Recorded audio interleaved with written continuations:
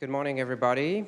So today I have the pleasure to introduce you Professor Jacques Blamont, who's sort of the French father of the space, French space policy, and one of the creator of what we call CNES, which is a Centre National d'Études Spatiales, which is the sort of the French NASA. While reading the resume of Professor Jacques Blamont, I basically realized that he did lots of things that I'm dreaming of way before I was even born. So just to give you a very, very brief overview, he directed in 1957 the first launch of the French Veronique rockets. In 62, at the creation of CNES, he was the appointed technical director. In 72, he became the chief scientist and advisor to the director of CNES, and he's still even now an advisor to the CNES president. Professor Blamont discovered interstellar winds in the 70s, did the first measurement of atmospheric temperature, and did the first measurement of Einstein general relativity of the redshift of the sun. He got a tremendous amount of awards, such as the NASA Medal of Exceptional Scientific Achievement in 72 and the Gagarin Medal of the Academy of Science of the USSR in 85. So please help me welcome Professor Blamont. Thank you.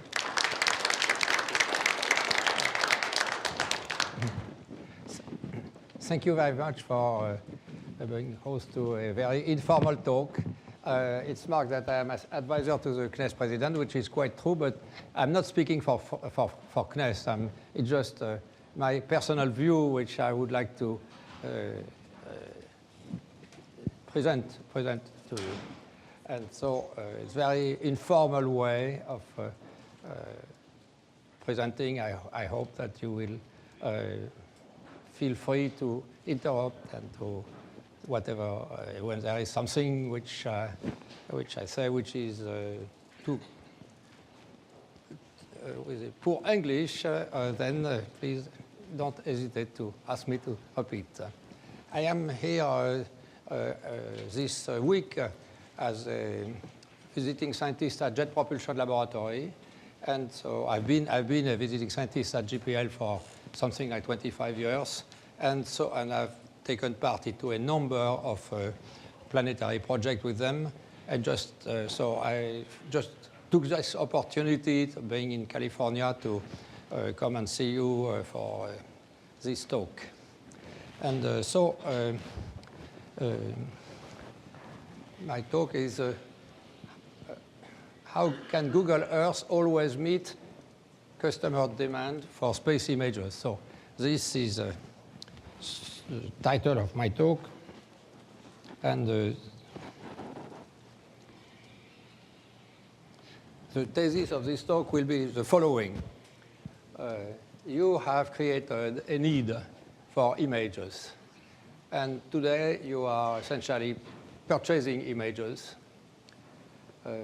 Tomorrow, what's going to happen? What are your customers' expectations? Now, as a person who has spent his life in space, I want to mention that the space applications have enjoyed some kind of revolution in the last 10 years, which maybe 20 years that we did not expect. First of all, it happened with television and telecommunication space systems. They were essentially, all those space systems had been developed by agencies, by government, by taxpayer money. And this was true for everything.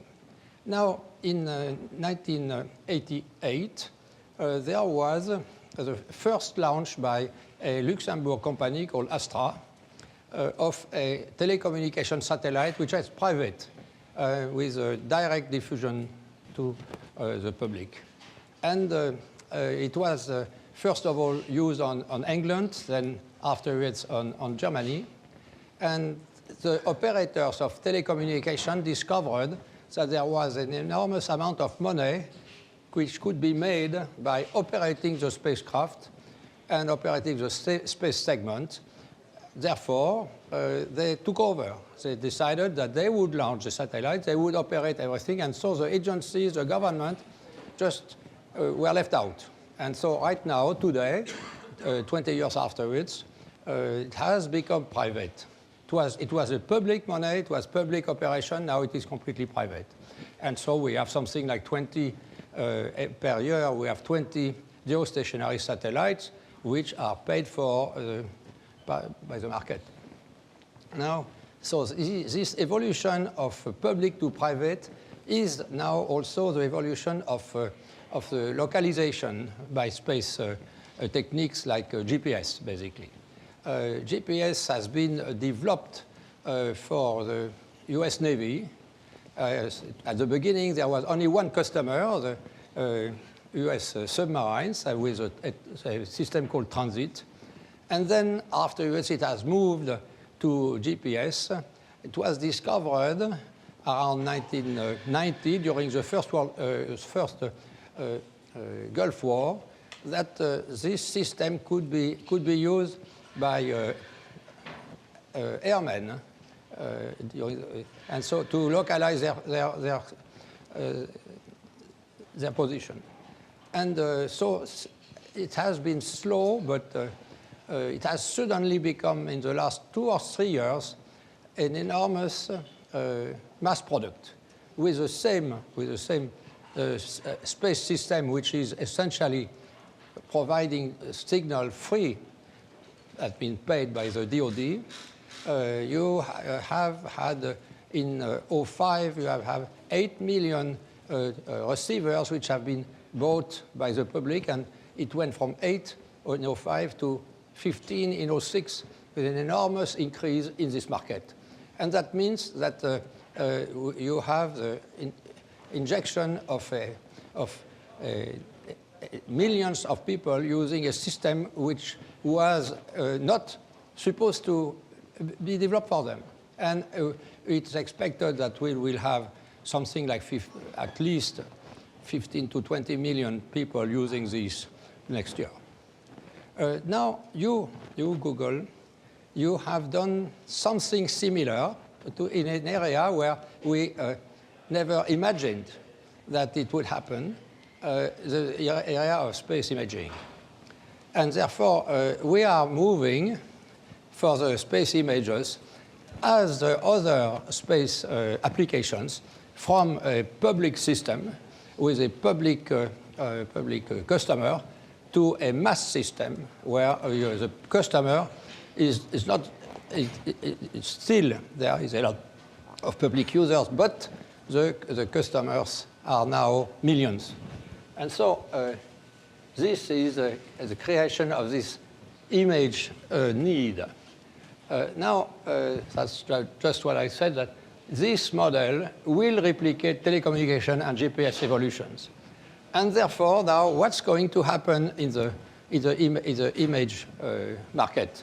You can decide, the first way is to decide that you are stuck with the systems which were developed for the public users, and this will, I think, mean stagnation.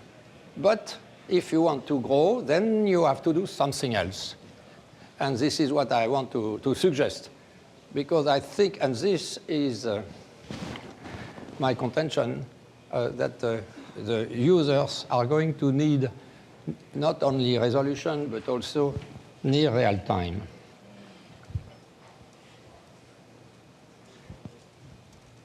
Now, what do we have as satellites? This is a list of the US satellites which are now either flying or to be flown very soon. And they, as you know, they all are in the ballpark of resolution of the order of 1/2 meter, or I would say more like 1 meter, because the resolution of half a meter is only for nadir pointing. So these systems have to be complemented by others like the French Spot or Pléiade, which I've not mentioned because I only wanted to have US systems here. Now, what my contention is that the demand will want to have spatial and temporal resolution, and that those systems which are here cannot meet this need. This present system are limited to something like 700,000 kilometers square per day. Now I want to draw your attention to this, to this diagram where you have essentially in abscissa you have the unit price of one image, for instance. So it goes from let's say up to let's say $1,000, that kind of thing. And this so you have in the ordinates you have the number of customers. So you can see that we have a bimodal curve. You have the yellow part of it, which is the institutional market, which did exist since the beginning of space imaging and is still with us, and essentially peaks at, let's say, a few $1,000s for a few thousand users. But now something has happened, which is the impact of Google. That's the creation of a second mode in the curve, a new generation of customers which buy an image for $0 and a number by maybe for a few hundred millions.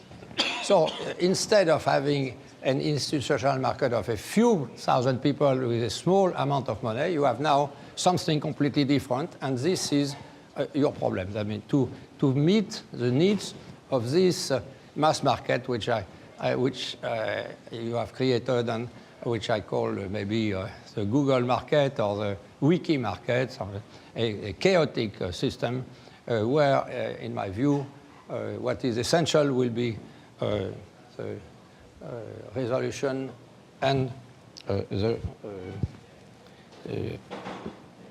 real time.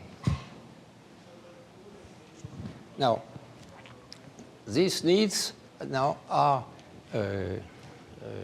you have to satisfy those needs, and the problem is that the next few satellites which I've just presented, or any satellite, have been designed, not only the satellite, but the system, the space system, have been designed for the institutional mode. But they have not been designed for the chaotic mode, the wiki market. And so the satellites which we have now in orbit are limited to a certain surface per orbit, and therefore it is not possible to obtain at the same time resolution and revisit a proper revisit time. So now, what about the future system? They should be driven by the evolving needs of the second mode. And the only way to obtain a revisit time, short revisit time, is by a constellation. That means a number of satellites carrying, let's say, imaging systems. This is an example for a very good satellite, Iconos, which shows that in order to have a revisit time which would be of maybe 1 day, which is a purple arrow, you have to look at a large angle from the nadir, and of course you have a less satisfactory resolution. But anyway, one you measure, when you decide to look at a certain site, then of course all the sites which are near are not seen. So you may have a revisit time of 1 day for one place, but maybe the place which is 100 kilometers away from it will not be revisited with 1 day. So the only way is to go to a number of satellites. So there was this study which was made by CNES called eCourse. eCourse means that it essentially for internet, and it's a constellation of which is using relayed observing system relayed by cellular ground processing environment. Now, this is only a study, but essentially it is based on the idea that you have an enormous progress which is being done on the bandwidth of transmission system, especially on the ground, that you can now have a constellation of a number of spacecraft which are providing in all the time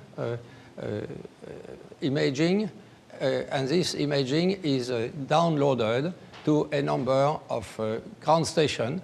Then they have a network which has bandwidth of the order of tens of megabits per second, and therefore the public or the customer can receive in quasi-real time a large number of images. So this is the idea that there are 3 layers. You have the space layer with a number of satellites. Therefore, you have the telecommunication layer, and then you have the ground layer for processing. Now, this is a description of the eCourse concept. It's a multiplane constellation. That means 8 planes with of the order of magnitude of 11 satellites per plane. It is not sun-synchronous orbits. In their studies, they came with 104 satellites with 1 meter resolution and 2-day revisit. And this just essentially shows the limits.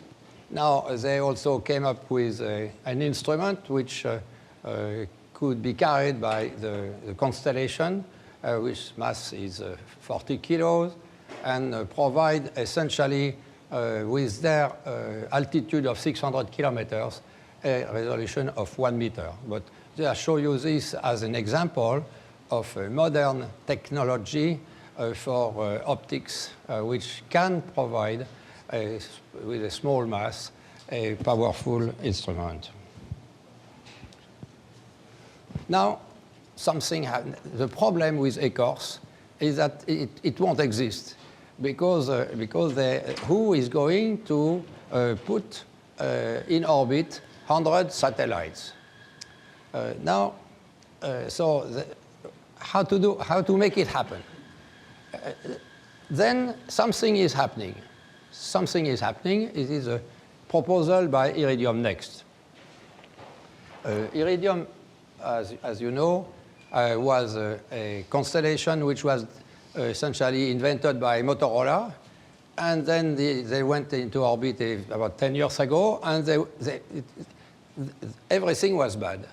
Their marketing, their systems, the ground system, very expensive. Everything went wrong. They had no customers, and they got bankrupt.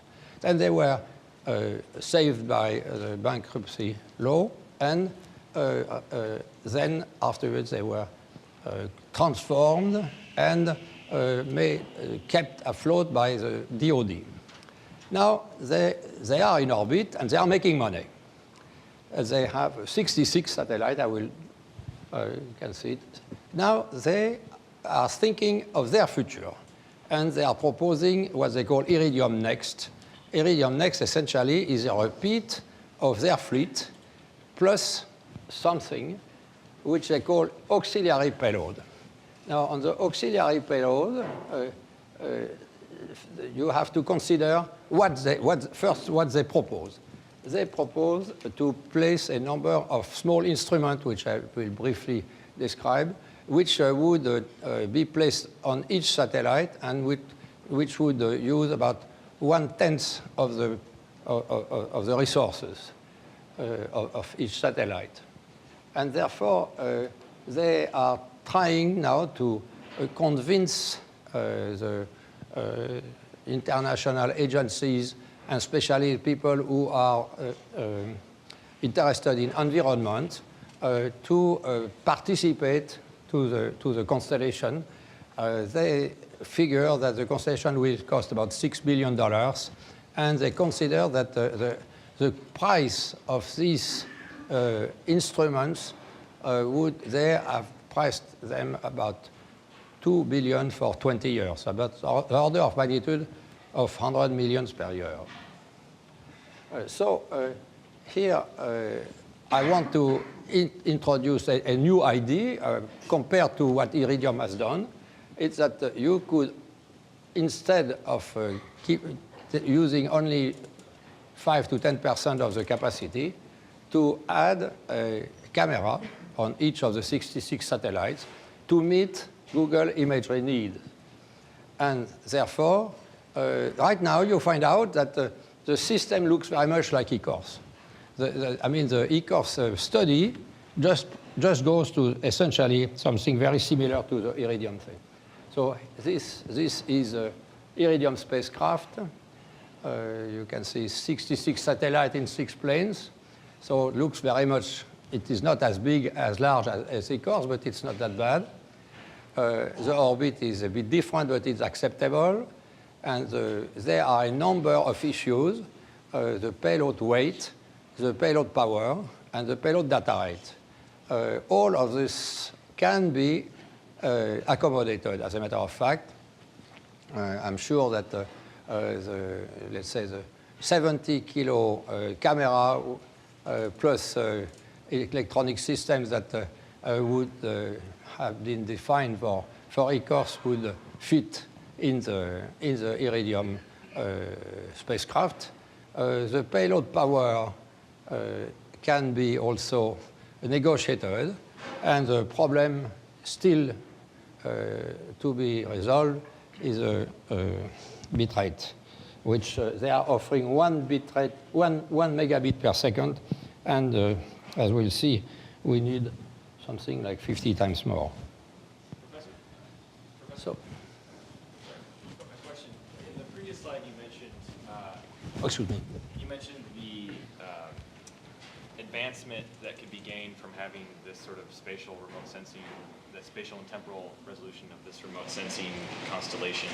Can you talk about a little bit more about what things could be improved by having this constellation of imaging satellites, and how that would be an improvement over what's currently available? There are a number of things, but let's say that the first is a revisit time. With the constellation I'm mentioning, you have a revisit time for every point on Earth of 2 days. This is the main point. 2 days for every point. Because you see, if you look at the systems you have now, they are saying that they have a revisit time of 1 day for something like I've mentioned, but it's not true. It is true for 1 point. And a small point, yes. So not the imaging satellites, the commercial imaging satellites, but you said something, if you go back a couple slides, you said something about disaster monitoring and weather modeling. I'll come back to that later. Okay. Yes. I certainly will come back to it. Thank you. Right now, I just want to mention, to answer your question, that the revisit time is a big deal. Really, you have for every point, maybe not every point, because you are not going to image the seas, and you may not image the mountains. The system is extremely flexible, as we see here. I'll come back to it. So the first thing is the revisit time, but that's not all. The second point, which is equally important maybe, is the management of the fleet and the management of the acquisition of data. Right now, the data are acquired with a complicated tasking system, and then you have a queue, you have to go through the queue to have your images. This vanish. With a constellation, you are transmitting all the time. So all the problem of tasking, all the problem of, let's say, managing the fleet disappear. And of course, this is extremely important for the customer of images. So this is a very, in my view, maybe more important than the revisit time. Because it makes the whole system completely flexible. Now, let's talk about flexibility. For what we can do with the Iridium camera, the ECORS camera for Iridium, which I just showed, that would be 4 channels. And now we want to have adaptive compression. It just happened that I developed the first space compression. I flew this in a DoD mission, so-called Clementine, which provided a first digital cartography of the moon. So I think I can speak a little bit about this problem. Essentially, what we have is that we can go down with modern systems to something like 3 bits per pixel, providing practically, I don't like this word, but let's say no loss in the information. And of course, there are a number of areas where we would only have 0.5 bits, for instance, areas of less interest to the public. But anyway, you have to have adaptive compression, and this is a very important point. You have selection of priority targets, that's also, and elimination of non-value image like duplicated image or clouds. You may know that on the statistics of the SPOT system since 20 years, I think 88% of the images are cloudy. So that means that if you take 100 images, only 10 are useful. And of course, that means that you want to fly on this system I'm mentioning. You want to fly a system which would eliminate the cloud on board. And I think by using the compression algorithm and the compression, essentially chips, which are on board, you can remove the clouds, and that means multiply by 10 the number of images which are of value. So these features are essentially related with the nature of the constellation. So it's one more, it's a third advantage. I said revisit, then I said management of the system, then now I'm talking about management of the images.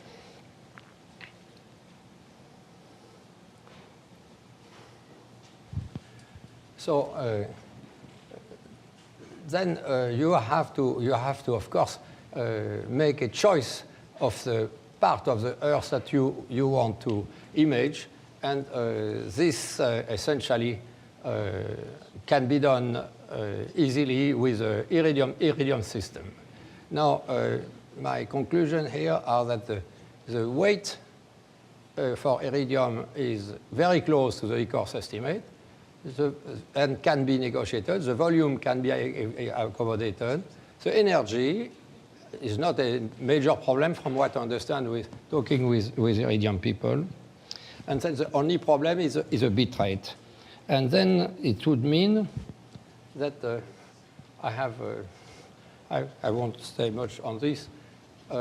This is an estimate of the volume of images that we would want, and the volume in total in terabits, and then the kind of bit rate that we would want. And this bit rate is obtained for one channel. So we want to multiply maybe something by around a factor of 2, basically. So it means that what I would say as a message here is that if you want to have a revisit time of 2 days, then you need something, as just mentioned before, a 50 megabits per second system. And that means that it cannot be accommodated with the Iridium system as it stands. So we have to have a transmitter, a spatial transmitter, added to the camera, which is not a big deal.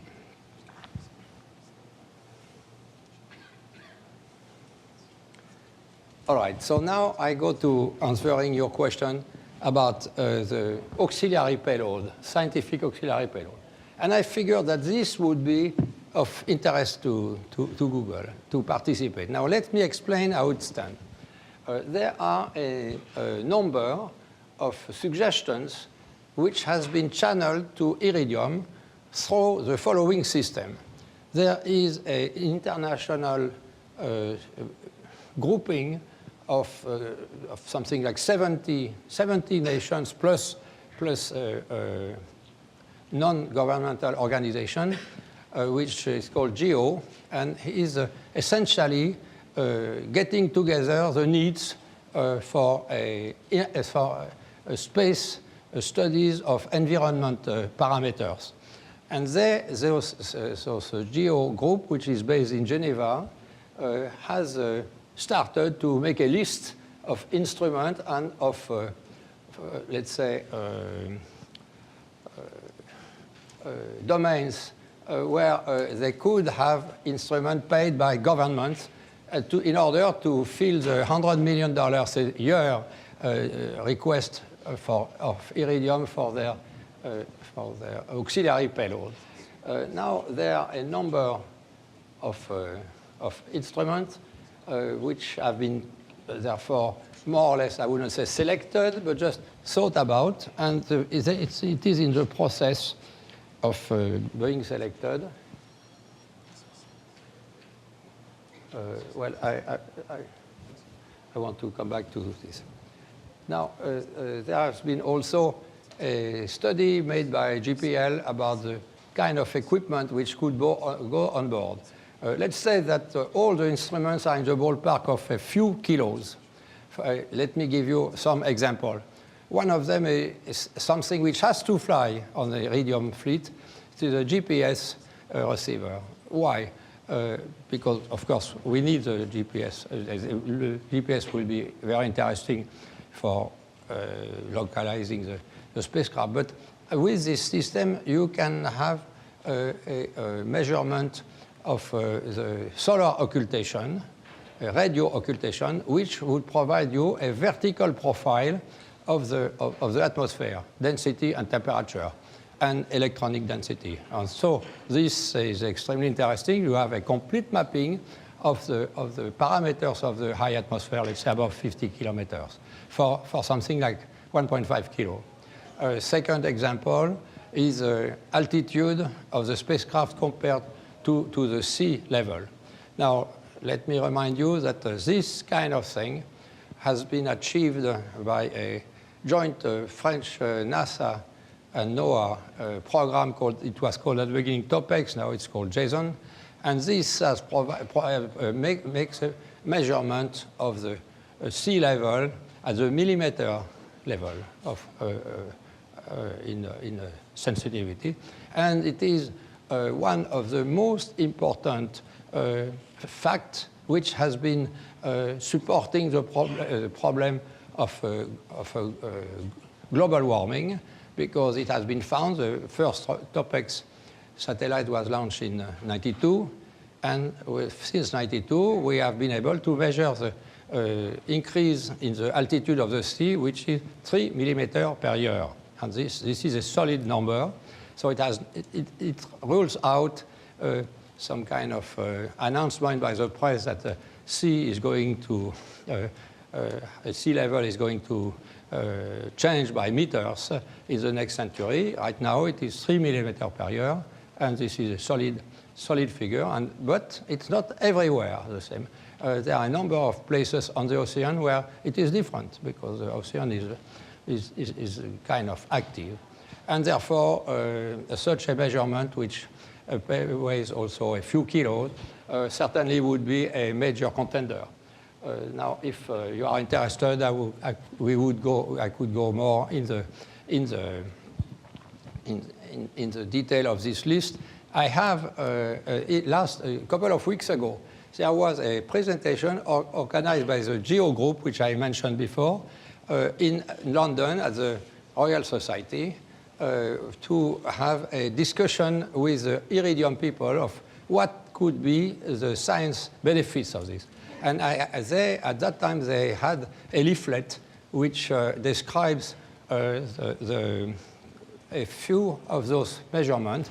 I'll be glad to leave a copy of this leaflet to you if you are interested. I believe that it would fit some of your interest to take part in this program. So are you saying that all of these things could be No, served? not all. No, okay. So they're not all... No. Let's say that there would be a number of them, maybe 6 different instruments, which would not be flying on all the satellites, but maybe on 5 satellites, that would be enough. So to the vertical structure of the atmosphere, to the altitude of the sea, I would add the color of the ocean. I would add something extremely important, the irradiance of the sun and irradiance of the Earth's atmosphere, which are basic parameters for the climatology. And so there's something like about 6 good instruments at least, which will be considered. So there is some hope that the government, a number of governments, including the US government, will take part, and that a good part of the 100 million a year will be found. However, I believe that this would be something which would interest you. If you are interested in an auxiliary payload which would do imaging, you may also be interested in the auxiliary payload which is doing extremely important environmental science. Now, I want to go to what should we do? This is essentially what I said, that the Iridium concept provides to the environmental sciences a coverage, a data delivery in near real time by the Iridium communication network as it exists now, which is essentially 3 stations, the temporal validity, that means 1 hour for disaster early warning. Now you have to be very careful because, very careful because there have been claims by space people that they could be playing a major role in disaster management, and it has not been proven right. For instance, the famous tsunami of December 2004, obviously that was the system which was existing did nothing. It was, and all the data which were given, which are provided by the system, were proved to be practically impossible to use. So now there is, as I've said, an international effort federated by GEO. I don't remember if I said it. They are situated in Geneva. Now, the action plan, which I have proposed, essentially has to meet a selection of essentially everything in the middle of 2008. So that's why I came to see you that it's urgent. If you have the Iridium opportunity, there's a first fleet which can fly for the next 10 years. And then you have the opportunity of having, first of all the important feature of improving the data collection of images, and also a very interesting also scientific network. And this is happening, and it won't happen again for a number of years. So some thinking has to be made right now, because the deadline of the Iridium people is about the end of this year. Now, I want to add something on this. There is another option, which is fairly interesting. Let's suppose that there would be some use of the existence of the Iridium program, which essentially is going to fabricate 66 satellites plus 10, plus as spares, like I say, altogether 70 or so. It could be quite possible that those satellites are going to be very cheap because it's mass production, so it's a few $1 million each. It's very, very, very, very cheap. Why not use some of them without the Iridium telecom payload and have a real imaging system, for instance? Then it would be very, very cheap because you would just have to use some models which would be fabricated by Iridium on the top of the others for a very, very cheap price. And then you could have a few of such, maybe, I don't know, 5, 10, which would have a pretty high resolution, I mean, 0.5 meters. And they would have all the benefit of the constellation, which I've said. Yes? So what you're getting at there is you're saying there's some sort of bus or whatever that's the backbone of the satellite. It has antennas and the ability to know where it is. And system on the ground. Right. All that stuff would be the same between these things, but you'd swap the telecom payload for an imaging payload. Yes.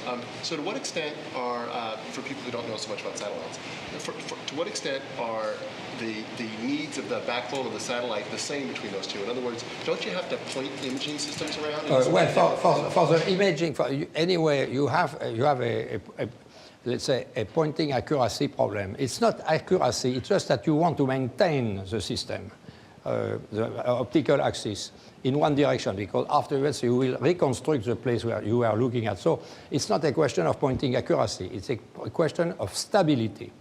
Now, we believe that this stability, the stability which is needed for obtaining images with the Iridium spacecraft can be managed by adding some modern wheels,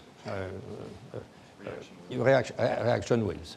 And so you would have, I think, you have the opportunity to, by adding a number of such a spacecraft with just a camera, and also maybe some science instrument, you have the possibility of realizing something like e-course, but not at the $1 billion level, just a much better bargain. And so this is I think, my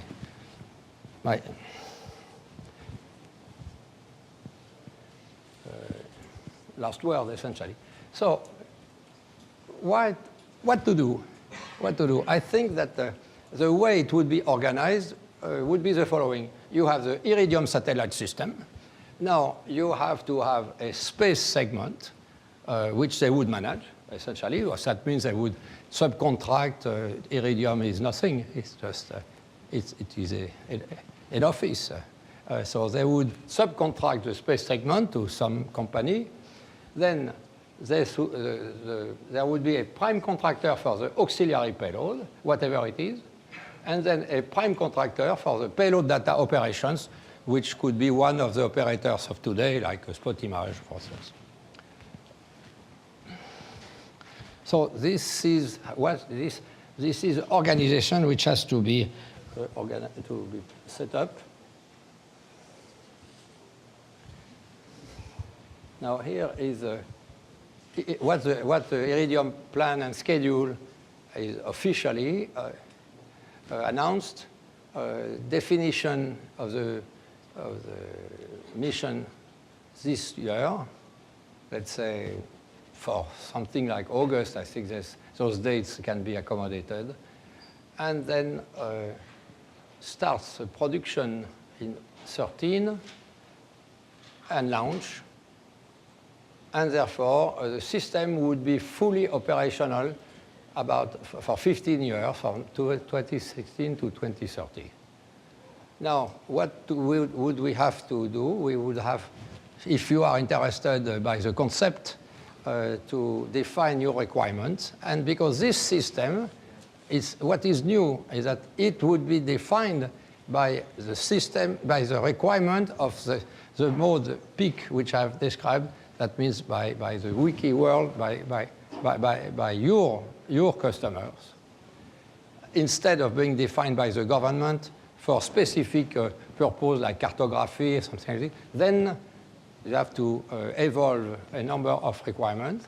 Then a work has to be done once those requirements are out to make sure that they are compatible with Iridium Next. And then afterwards, creation of a business plan and funding method. Then maybe what should be necessary would be the creation of a specific implementing enterprise with international contractors, and then start implementing the program starting in 2009. Okay, that's what I have. Thank you. Questions? Thank you. Okay. Besides the visual spectrum, what other parts of the spectrum are intended to be detected? Excuse me? Besides the visual spectrum, what other parts of the spectrum, infrared or so, are supposed? Well, in the ECOR study, there was more or less something like practically, I think, Iconos or spot 4 bandwidths and plus Pancro. So the regular, usual bandwidth. It is not a high spectral system. Yeah, I think the question was more if you would be interested in different bandwidth. Would you be interested in adding an RF filter, for instance, in this type of mission? Specifications are up for grabs. No? What I said essentially is for the customer to specify what he wants. This is the whole idea. How would you, or what are your thoughts about addressing security? I imagine there's a lot of organizations that don't want their things pointed at. What are your thoughts about that? How would you manage that to ensure that, Russia, the United States, all of the countries of the world that have secure facilities, that they don't want satellites pointing at? I don't understand the question, excuse me. Well, in this kind of a system where people could look at or yes, examine absolutely. all kinds it of is areas. infringing on privacy. Privacy. On government privacy also. Yeah. Yes, that's true. Do you see that as a problem? Would many governments feel reassured that you're looking out for their security interests? This is a question which, in my view, varies. With time. In 2000, before 2000, everything which was below 10 meters, better resolution than 10 meters, was considered as classified. Now suddenly the Russians come and they declassify all their images at 1 meter. And then suddenly all the security people and those people were faced with the fact that everybody had 1 meter images coming from the Russians. So they decided that 1 meter is not the limit anymore. It's going to be the limit. Then afterwards, they had to go down to 50 centimeters with the Iconos or that kind of thing. So essentially, the security people are met with a situation where the modern technology and the modern system, because modern markets, are swamping their efforts. You cannot resist those things. So they will be unhappy with it. There have been reports that by the British intelligence that the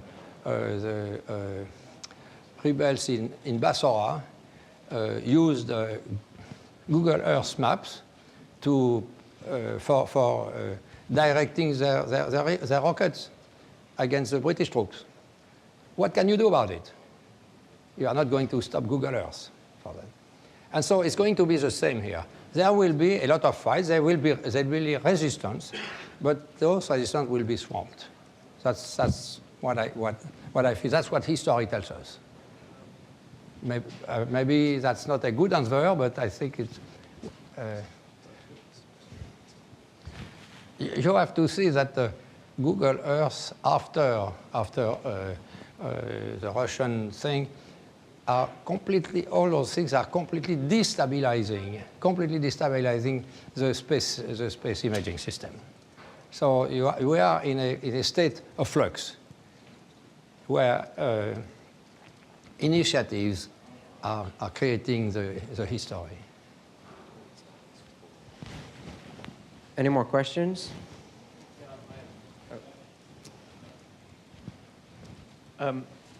With the plan that you outline here, I believe you had a 1 meter resolution. Yes, 1 meter resolution. If this was to be at half a meter resolution, is a plan like this still feasible? It's a question of number of bits. So you have to transmit the optics. Then the optics has to be a little larger. I've taken here the optics of the Echo scope, which was giving 1 meter. Mm-hmm. Now, if you want to go to 50 centimeters, you have to increase the diameter from 30 to 50 centimeters. So you are imposing more on the system. And of course, this would be very it would be adapted to my suggestion at the end of my talk that you would have dedicated spacecraft. You have an Iridium spacecraft where we just remove the telecom payload of Iridium and you replace it by a camera of 50 centimeters, 60 centimeters in diameter. This would fit okay. And then you have a problem of bitrate.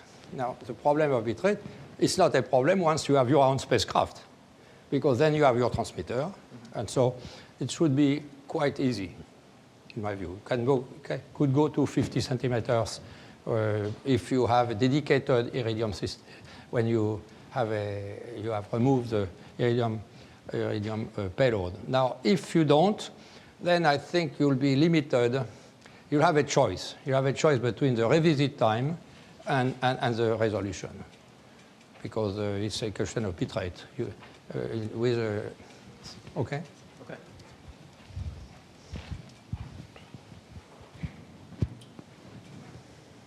Any more questions? I think okay, I think we're done for this tech talk. Thank you very much. Anyway.